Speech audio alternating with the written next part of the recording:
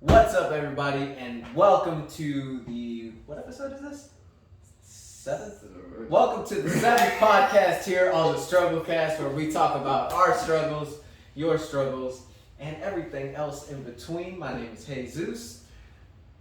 I'm Cameron. And we welcome you again to our podcast today. For today, we're going to be going over, if you guys remember from our last podcast, we kind of went over talking about finding your passions, sticking through it, figuring out ways to basically put yourself in a position where you can do basically what you want to do and hopefully get paid for it. But today we're going to be going a little bit on the background of things and helping you guys better yourselves in a situation that more or less financial. And hopefully we can provide some tips that can help you guys out in figuring out what works for y'all. Because, to be honest, balancing finances can be quite difficult from situation to situation. You know, obviously, my financial situation is completely different from your financial situation. I concur, sir. Well, I'm talking about I'm a student. I'm working at Such and such job where I get paid. And meanwhile, you have technically almost a salary position at this point. I don't know about all that. But I mean, basically, and I'm age X, you're age X. I don't know if we've talked about that yet, but our financial situations are going to be different from an 18-year-old, somebody who's older than us,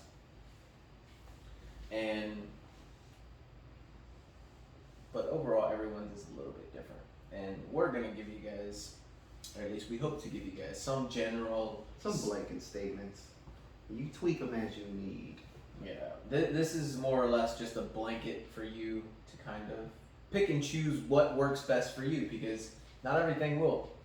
And another thing, we are not financial experts. Yes. Yeah, make you sure left that out. I did leave that out. But let's go ahead and hop into it.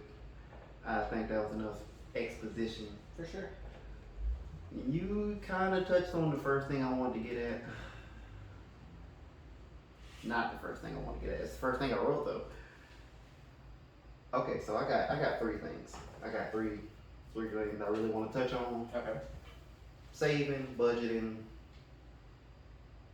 And investing. I didn't write investing. You can have that. Gotcha. I got it. I'm gonna jump in, of course, but you can have that. Yeah.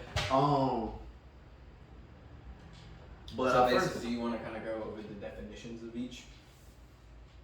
Sure. Because I mean, there might be younger people who don't understand these phrases all too well. Saving. Bro, we have Amazon. There is no real opportunity to save. If you want something, you could. Hey, that's incorrect, sir. Don't be disseminating that to masses. This is just the. It's easier to not save, though. Yes. Yes. That's more or less what I was trying to say. You just said that people might not know what saving means, which means you can't save that. And anyway, let's get into it. But yes, off of the three things that I had, three major things I really wanted to mention saving first. I really don't know what order I want this in. I don't know whether it's good. Budget or saving. Let's go with budget. Budget kind of goes over everything, I feel like. Yeah. And okay, so definition of budget. You caught me at the last second with that one. I mean, we could just look it up on Wikipedia. Wikipedia. Budget definition. So the definition of a budget basically is an estimate of income and expenditures for a set period of time. Okay. Yeah. I don't know if that was it or not. No, So basically, you want to just kind of figure out it. The most basic block of time people use is like a month, like your income for the month. Monthly expenses. Oh wait, since we breaking down save, we gotta break it all of them. Can we assume some level of intelligence here, or we'll be explaining this entire podcast? Yeah, I'm gonna assume some level of financial literacy. Like income is basically the money you get in. There we Oh go. yeah, no. I mean, Yeah. just I guess keep the term simple. Just so like. I'm gonna try. This is me not trying to call you guys dumb, like by all means, but there are certain people who. I mean, if you don't know, you don't know. And that's what we're here for. Is we're here to not just teach the people who are more financially literate, but the people who aren't. And we also want you guys to be financially literate. That's the whole process of this journey. But go ahead. Yeah, we look raw right now. Anyway, so I mean, just budgeting is really good because there's a lot of people that don't budget, and we've both had this instance I'm about to mention right now, where once we finally made a budget and kind of like listed down everything that we bring in for the month, and then what goes out? What goes out? Ooh, that out usually hurts. Especially once you start getting goals that you want to get to. Oh, I want a new car, or I want to save up for PlayStation. Yeah. One thing that I will say about a budget, basically, to put it in one perspective, a budget can be really important to a young adult who, just starting to get their first job, figuring out basically how much money you're making and setting goals, which that's a whole separate thing than your budget. Your budget is something that you can look at, fall back on, and just overall figure out where you are in terms of, let's say you set a specific goal. Now, like my partner here, Cameron, was saying, money comes in, money comes out. It's the way the world works. Most of the time, especially in emergencies, it seems like there's more money coming out than there is in. But setting a budget that overall, it is consistent with what you are doing. If you are an older person who, like me and Cameron, have bills to pay, you know pretty much along what days or what times your bill would normally have to be taken out. But with a budget, you already know this money is coming out. You don't know how much because bills can vary. But a budget is a really good way of starting to structure your finances and figuring out where you are, what you're trying to get to, and how to be able to do that properly. One of the things you definitely need to have when you have a budget, because you might, I don't know if you'll agree with this statement or not, we're about to find out, but one of the things I feel like absolutely has to be in a budget is a goal. Because if you don't have a goal with your budget, then it's really just what's it called? An account book? That in itself is important too. No, I'm saying it's important, but since we're talking about budget specifically. Well, a budget, I wouldn't necessarily say you need to have a goal when you're budgeting, because let's be honest. What are you budgeting for, though?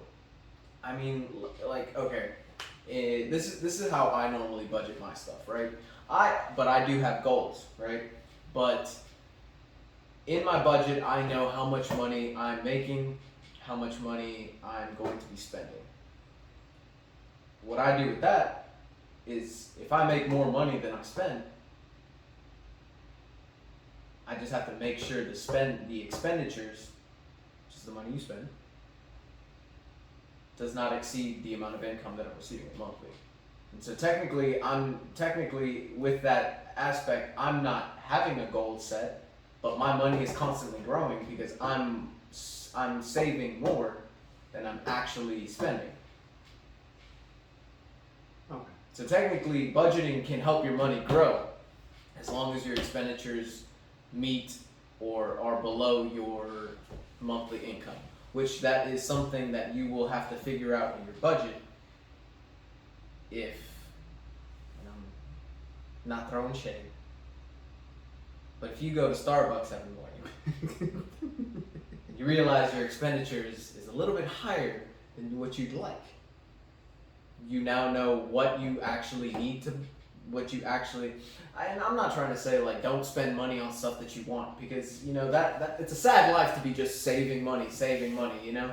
It can be really sad, but with a budget it allows you the flexibility to maybe, let's say, I'm sorry, I kind of took over this little section.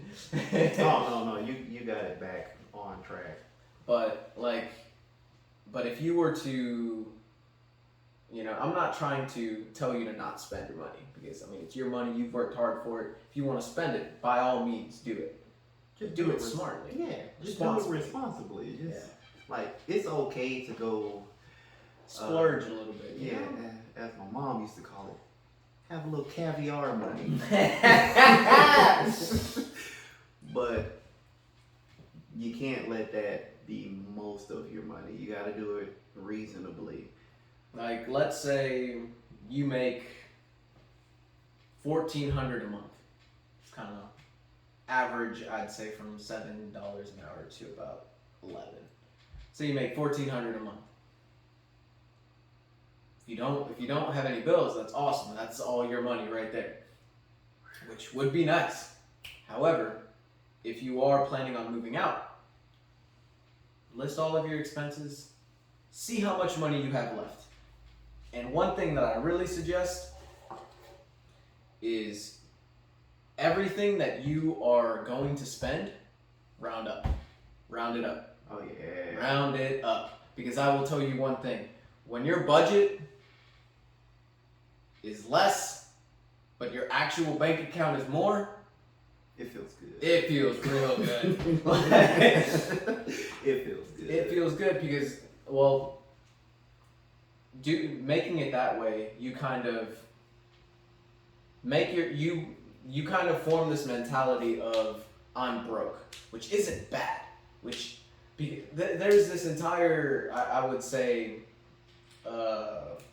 culture that kind of, you know, wants us to make money quick, get out of being broke, you know, which we're trying to get out of.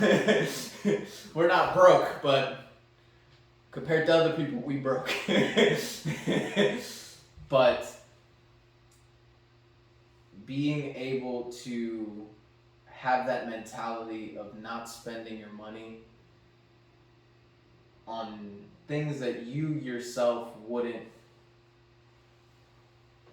If you feel bad after, if you have to think about it for a minute, I wouldn't buy it. Like that's just my thing. Like, but anyway. Nope. But anyway, setting your expenditures to be more than what they're actually worth, and leaving yourself. It basically allows you to say, okay, this is how much money I've spent. This is how much money I'm getting.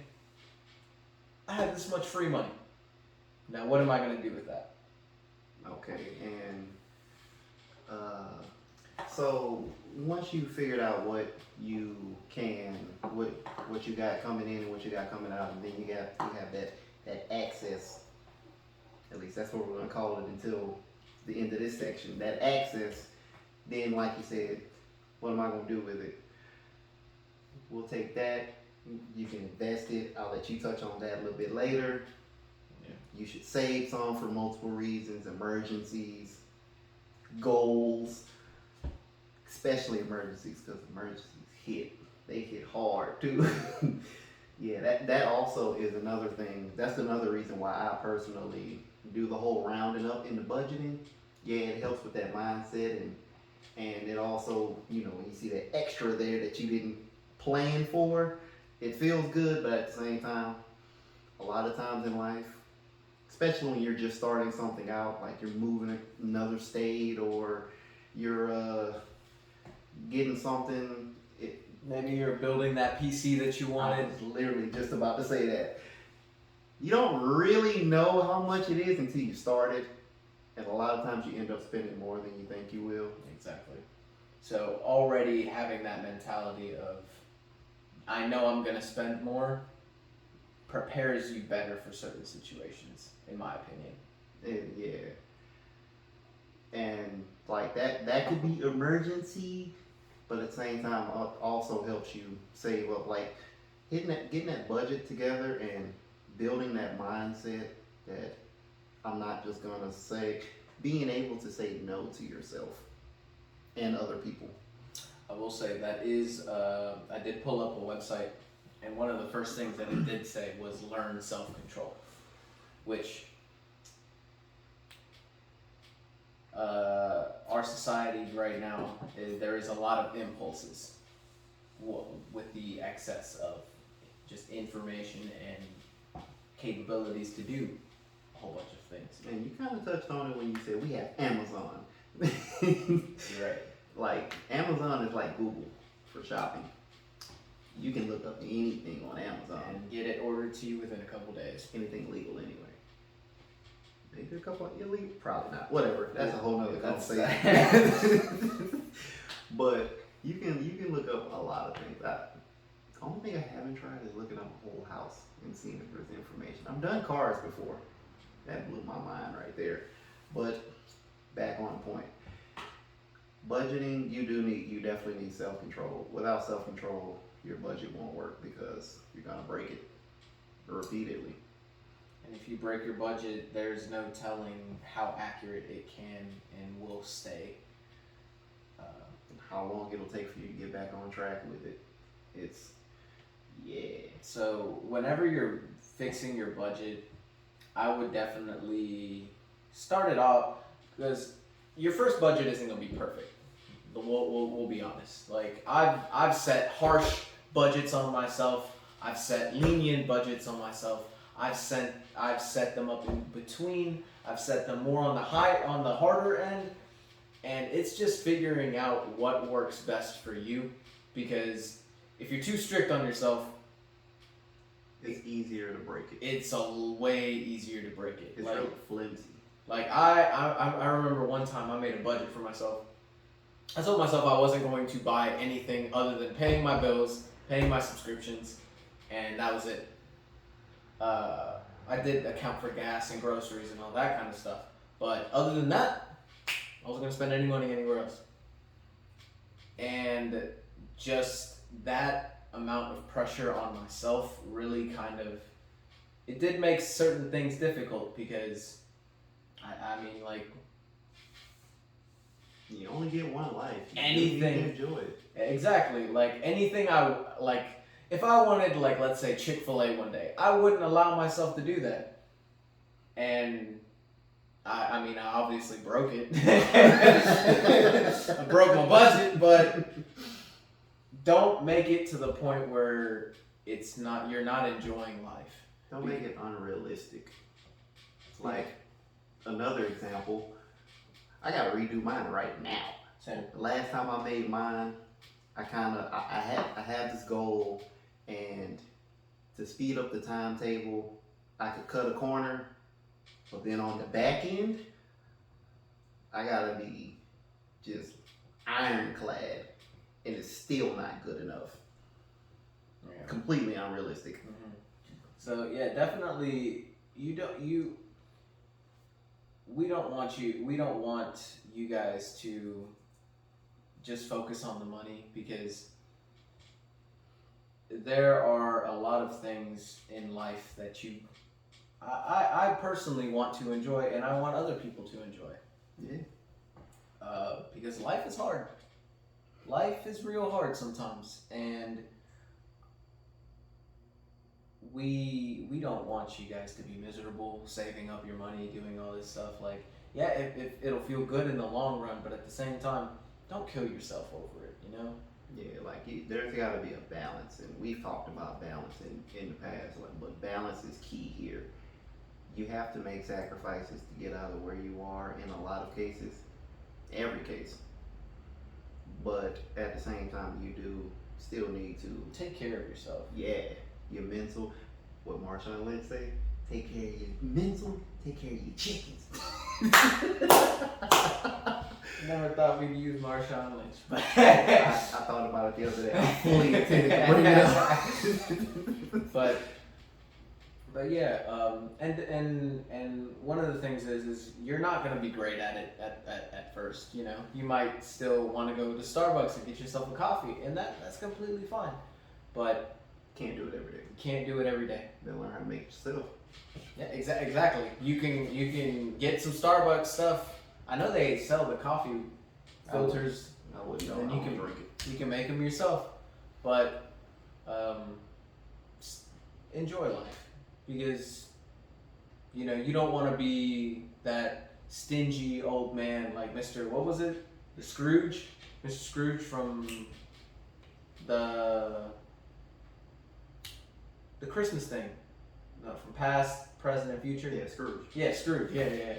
You don't want to be like Scrooge. I didn't know if you was talking about the Christmas story or No, not. I was talking about the Christmas story. You don't want to be like him, you know?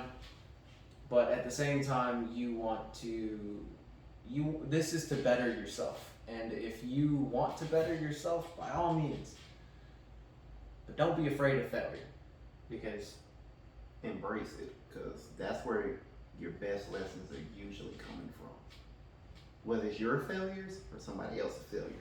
Please be a person that can learn from other people's failures so you don't have to go through them all yourself. or if you do go through them yourself, we'll be here for you. Maybe one of our videos will help you with something like that. But enough on the budget. Yeah. Basically, take the money you make, figure out what expenditures you have. Expenditures really are things that you have to buy. Like if you drive your own vehicle, gas. If you live on your own, you got bills. If you have a kid, your kid is also an expenditure that you have to take care of. And so there's just come on, man, I'm trying to. I tried to hold it in. Jesus Christ. Like, oh my God. But everybody's situation is different, and so figuring out what comes in and what has to go out, you can more or less figure out what you get to keep or what you get to, or extra money that you get to maybe, like you said, save or invest, which I'm more along the lines of investing. I am as well. Especially lately. But investing, there is a lot of investing opportunities. There's a lot of different variations in investing. There are a lot of variations in investing, which is one of the great things about it, and there is a lot of I'd say information out there that really goes into a lot more depth.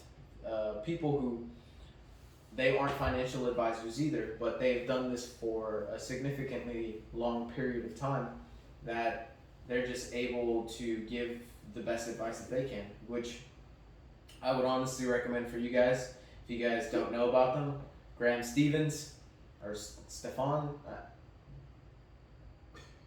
we'll link it in the podcast, or we'll link it in the bio below.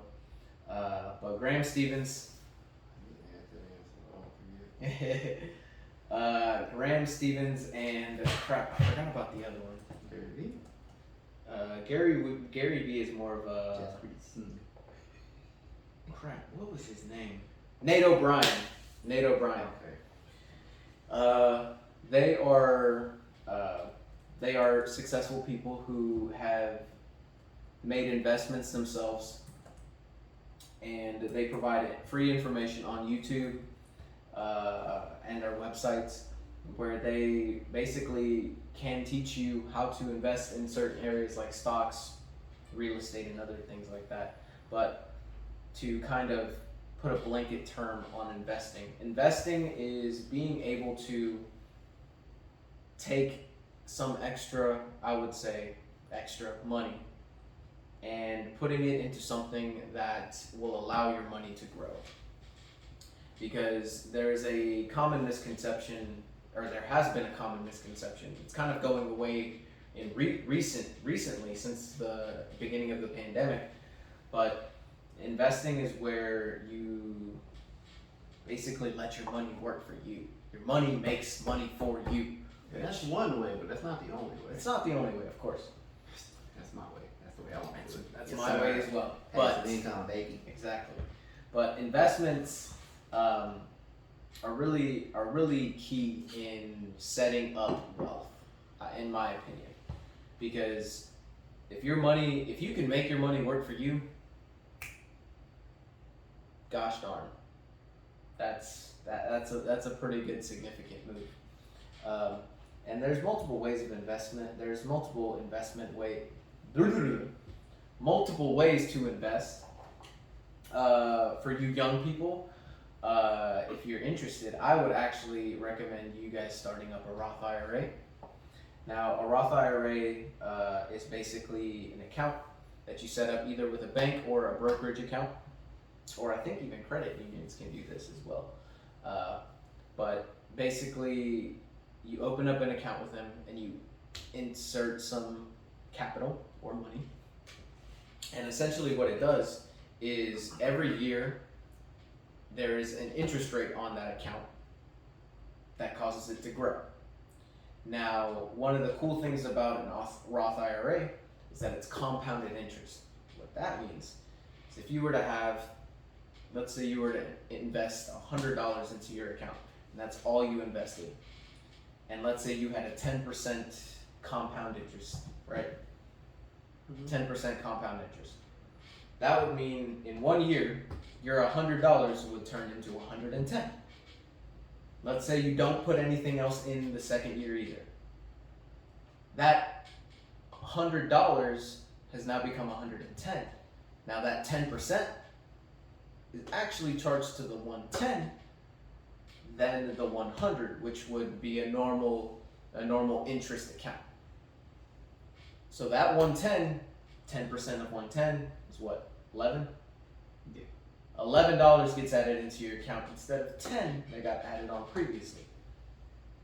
Next year you don't keep adding anything, you now have 121. My bad. I saw 300s in my head. Anyway, you now have $121 in your account. That gets charged 10% compounded interest. And it keeps going, and it keeps going. Now, the only thing about this account that might disappoint a couple of people is that you cannot take money out of this account until it is finalized in your retirement, which would normally be 65. Yeah, 65. 65. Like that. In that range. In that range. Cool thing is though, that's tax-free money. Because you were not allowed to touch it until you retired at the age of 65. You can, if you consistently put money into it, you can retire a millionaire just off of that alone. Now, obviously, the reason I said you younger people is because you have more time. You have more years to accumulate more wealth. So, yeah, if I were to do it at my age of 21, I wouldn't make as much as you 18-year-olds who can start that Roth IRA account now. Now, it also depends on how much money you can put into the account, which at 18, I don't know how well off you guys are. It's, hit or miss. Hit or miss. But investing, and I just listed that as an example as to basically show you that there are multiple ways of, in like just making your money work for you. That was only one example though. me finish. Oh, So look. that example. There's another example could be the stock market. Now, I know what you're thinking. You've heard of GameStop. You've heard of AMC. You've heard of Dogecoin. I know you guys have heard of that one. And if for any of you new investors who've gotten burned, because I've been burned before when I first started, it's not great, but it's not as volatile as you would think. It's volatile, for sure, and can be quite risky. But there are smarter ways to invest into the stock market. Like there are ETFs, index funds, which I would normally recommend, but again, I'm not a financial advisor. Index funds, basically what that is, let's say when you buy a stock, let's say a company is a pizza or a whole pizza. When you buy a stock, you take a piece of that pizza, depending on how many pieces the company decided to cut it up in. And that's what and that slice of pizza that you purchase is your stock. You now own one slice of pizza in that company. An index fund, however, I would say that it's kind of the same, except instead of that pizza just being, give me a company real quick. Ford. Ford. All right. Instead of that pizza, the original pizza was just Ford pizza. Buy a stock, you get one slice of Ford pizza. An index fund, and we'll use the same analogy, is a pizza, but instead of it just being one company, it's actually Ford plus Apple plus Microsoft plus, I'm just listing stuff, but it's a whole bunch of companies packed into one. So when you buy an index stock, you're not buying just one company, you're buying a slice of pizza from all these companies that are listed in that index fund. And you might be saying, well, what's the difference? A stock, from a normal stock, if a company has a lot of debt or is doing bad during a certain time, the price will drop. And depending on how bad it is, the company can go bankrupt. And the money that you had invested in their stock no longer exists anymore. But with an index fund, if one company fails, you've still got 30 other companies that are doing great. And so if you aren't necessarily a fan of figuring out what company is doing what, how well are they off, like are they have a lot of debt or anything like that, which can be involved in stock market research, you can just invest in an index fund, which has a whole bunch of companies that are already doing well, and for the most part are seen to, are what's the word? Expected? Or I guess, yeah. They are expected to keep growing. Yeah, I don't know the word for that, if there is one. But there is a bunch of ways to be able to grow your money in a way that doesn't really cause you to get another job or, you know, take an extra shift or something like that. You don't have to work for your money. Your money can work for you. And me personally, I'm still young. I'm still learning, you know. And that's why I highly recommend you guys check out Graham Stevens and Nate O'Brien if you guys are interested in investing or overall bettering your financial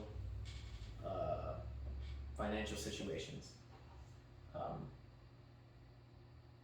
But yeah, I mean there are multiple ways of doing it. Those are just the only ones that I myself am comfortable talking to you guys about. We are interested in other aspects such as real estate. However, we're still learning that. So we don't want to talk to you guys about certain things like that just yet. But that will be coming. You can count on that.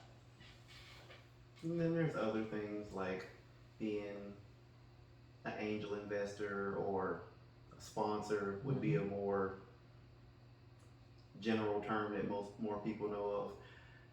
Things like that. I know you just mentioned getting invested in things and not getting another job, but I mean, starting your own business is the way to go. People, one thing that I've heard about starting businesses for yourself, a lot of things.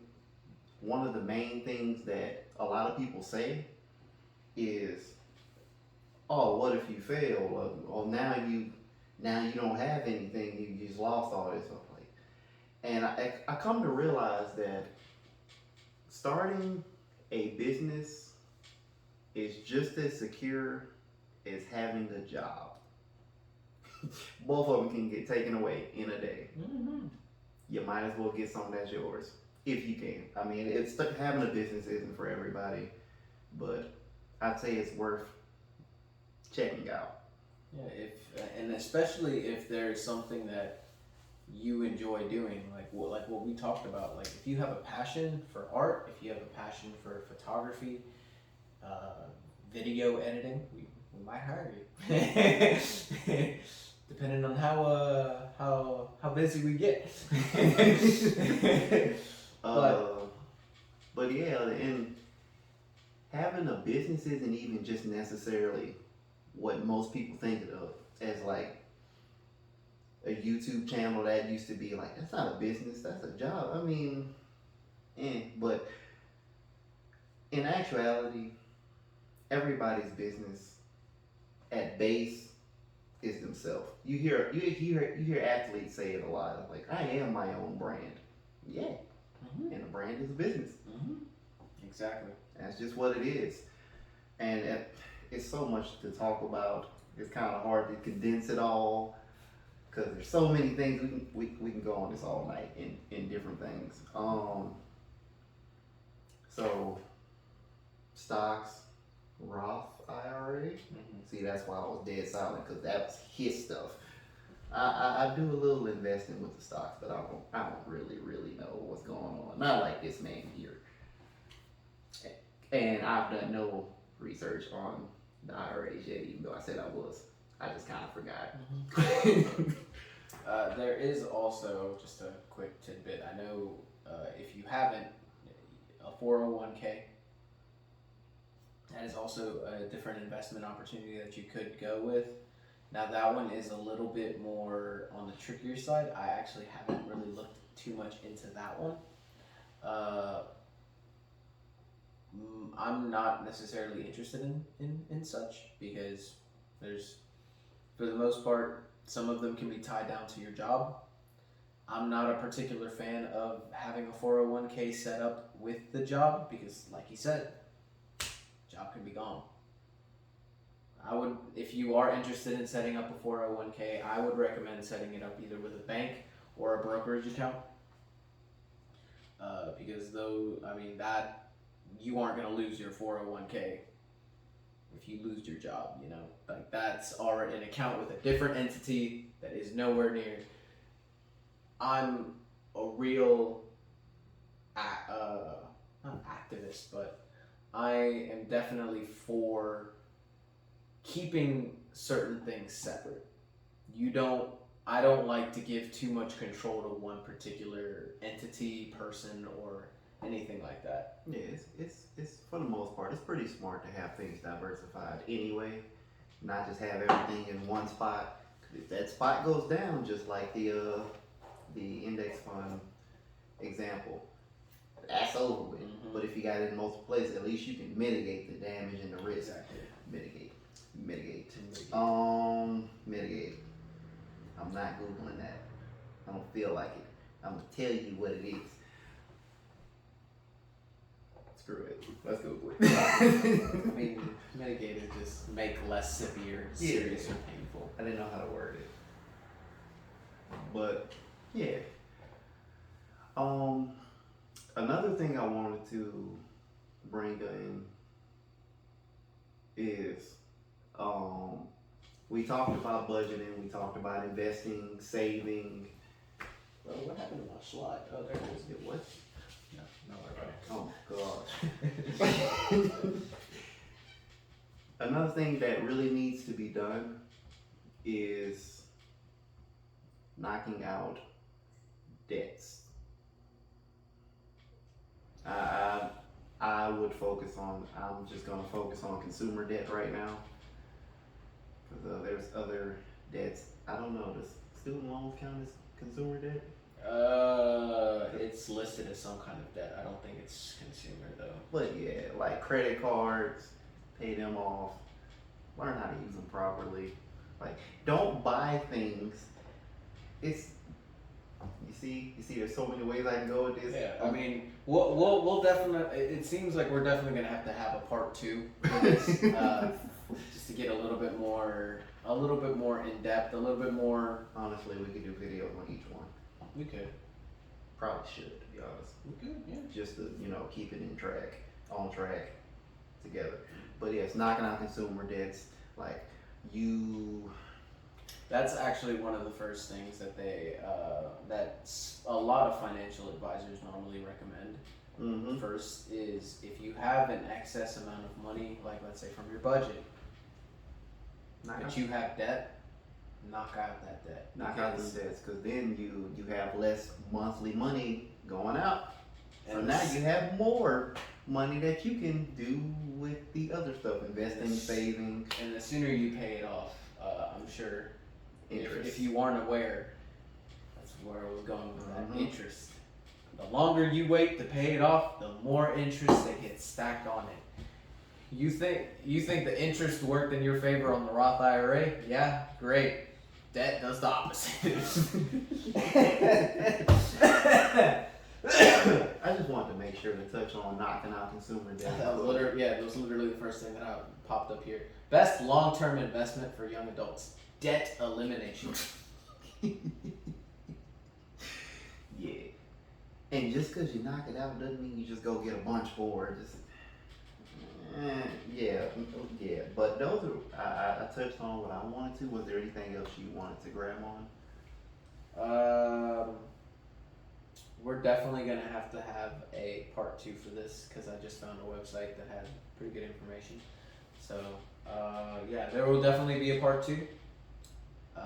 Is there anything else that I'd like to talk about?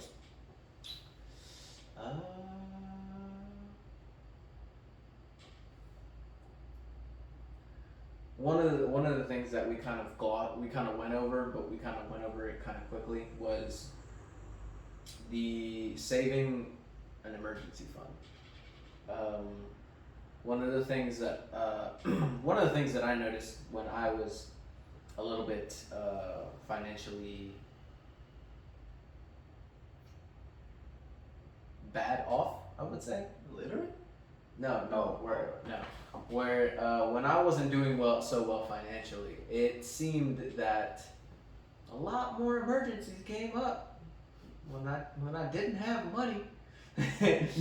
But I actually have my own emergency fund and an emergency savings account that I have right now that I was officially able to set up. And I don't have that many emergencies now, which is funny because you know that quote, when it rains it pours. Yeah. It's just I would definitely recommend an emergency, because you never know if you have a car troubles. You know that especially if you have a car that is reliable but has problems. You never know when you could get a flat tire. You never know when something in your car goes out. Accident even. Like, there is a lot that I wouldn't say to live in fear, but be prepared. Because the best thing that I will tell you right now, from my experience, I was in a car accident not too long ago where I lost my car for a good amount of months. And low-key, I just didn't have a ride anywhere, But because of that emergency fund, I wasn't worried about how much my car was going to cost in the shop. I was just worried about getting it, you know? And looking back on it now, that's great, you know? Mm-hmm. Like, instead of worrying about how much money it's going to be, you're just worried about how soon can you get it.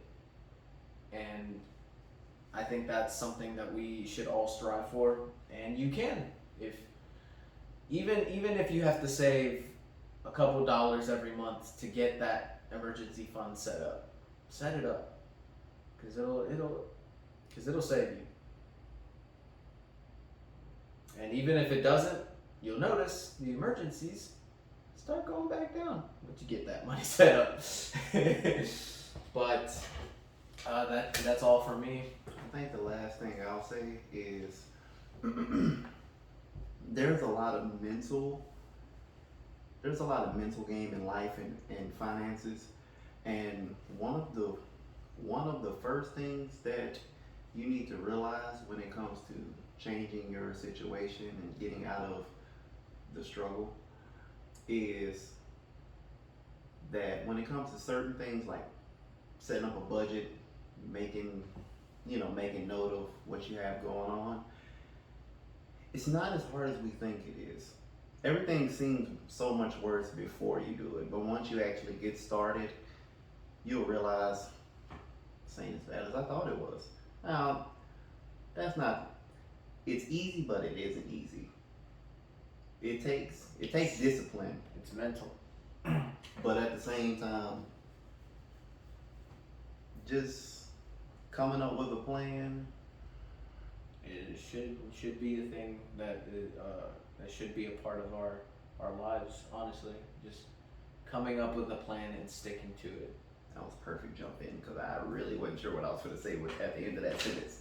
Because if you can set up a plan, even if it's financial, if you're confident in your plan and confident that you can see your plans through, you're doing a lot better than most people. Right. A lot of people just going through life, flying by the seat of their pants. I never thought I'd use that expression. But it's scary. I'll give you that, but it's not as hard as you think it is at first. Sometimes you just gotta jump in. And yeah, go ahead, jump in. Start looking up people. Graham Stevens. I was going to say, is it Stephen Graham or Graham Stevens? Graham Stevens and Nate O'Brien. O'Brien. Go look up Minority Mindset, Jasper Singh. Gary Vee, if you're okay with a lot of cussing. Us. Watch us. Keep watching us. It's a lot of people out there. Those are just a couple of names. There's a lot of people. You go get books. The information's definitely out there. Just jump in. It's okay because we're still jumping into. I don't know how to swim yet. but we're figuring it out. But we thank you. I can float. But we thank you again for watching the podcast today. This is episode 7. Is it actually? I think so, yeah. Okay. This is episode 7, so we greatly appreciate you guys for watching. I'm Cameron. And I'm Jesus. And we want you to be great.